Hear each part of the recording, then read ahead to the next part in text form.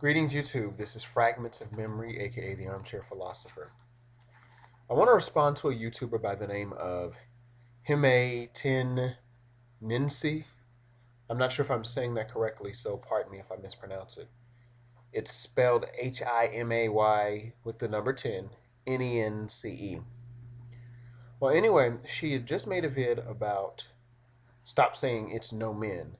There seems to be this lamentation of black women, generally speaking, black women that talk about there aren't any good men out here. There aren't any men out here. It seems all the good ones are taken. That seems to be the cry of the frustrated black woman. Well, more often than not, she's saying, and I'd have to agree with her that there are many available men out here. I think many times she expressed the sentiment of many are looking for a savior or Prince Charming or even a father figure to come ride in on his white horse and ride off into the sunset with her. And she made a very good point about stop expecting men to come straight off the assembly line. You know, a product that comes off the assembly line, it's new, it's got that new item smell, and it's very nice. And she's saying that just as the woman may have come from bad situations and had scars and have been scorned. She's saying there are many of the brothers that have been scorned. Maybe they loved the woman and she didn't love him in return, or maybe they didn't get love in their homes from their families. So they went out seeking love in the wrong places and engaging in unsafe sexual practices. I do want to point out that all these things are true. I mean, I'm sure we can talk forever. We can write volumes of books. In fact, volumes of books have been written about the condition of black men and black women in this country.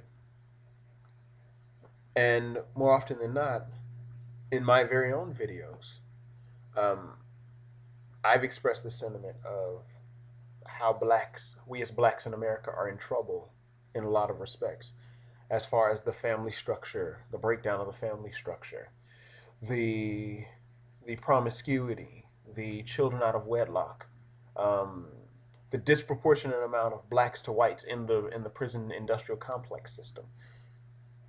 Now she goes on to say that men are judged by their apparent station or their apparent status in life because more often than not, women are looking for financial security or a man that's already established. So what does she do? She passes up the brother on the bus instead of him having his own car. She may pass up the guy that's working three jobs just to pull it together.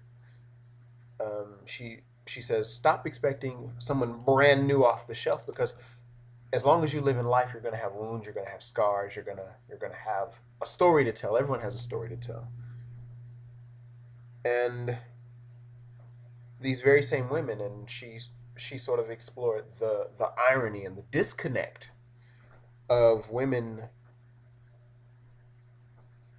that after saying they don't want a man that has doesn't have this and that living home with his mother or riding the bus or he doesn't have the flashy job with the nice paycheck, she ends up with a guy who is opposite of what she said she wanted, or she's exactly what she said she did not want. And I've often remarked on that disconnect. So number one, when I looked at your video, in your simple keeping it 100 way, as you say, she did very well. I think she's bringing a very elaborate, excuse me, wonderful truth to us. And she pointed one thing out that, oh, excuse me, my little notepad was gonna fall. And what she said is, if you can't love a man through his flaws and his warts and his shortcomings, why do you then expect that same man to love you through yours, whatever your flaws or shortcomings or warts might be? And I even like the term she used, picture perfect. And what she meant by that is that certain women are picture perfect, i.e., they give off the appearance of being of perfection, of flawlessness. But yet, the reality is that she might be emotionally bankrupt. She might be damaged psychologically or insecure.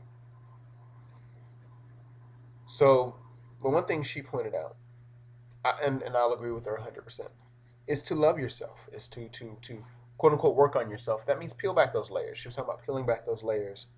Look at your proclivities, your tendencies, your propensities, your upbringing. Explore that. Explore that. Explore your personal beliefs and just sort of examine yourself in the mirror. And that is a very hard thing to do. There's a YouTuber by the name of Jason STL, good buddy of mine from childhood. And one thing he said in his recent vid was, no one steps back and looks at themselves and say, hey, you know what? I was doing wrong. I was tripping in that situation. Instead, people try to justify and rationalize that I'm not the bad person, the other party is bad. No one likes to be blamed. And again, I've even talked about that in my video, offender, the offender or the offended, which one are you? So a lot of people don't really look at their flaws, or they try to cover them up, or they try to excuse them. And unfortunately, she was discussing some of her friends that are careless with sex. And we do live in a culture that encourages carelessness with our sexuality. And like it or not, emotions are a part of sexuality. Not only do you connect fluids and flesh, you're connecting on an emotional level. You're not just connecting on a physical, there's hips, thighs, and penis and vagina and all of this. There's actual emotions being exchanged.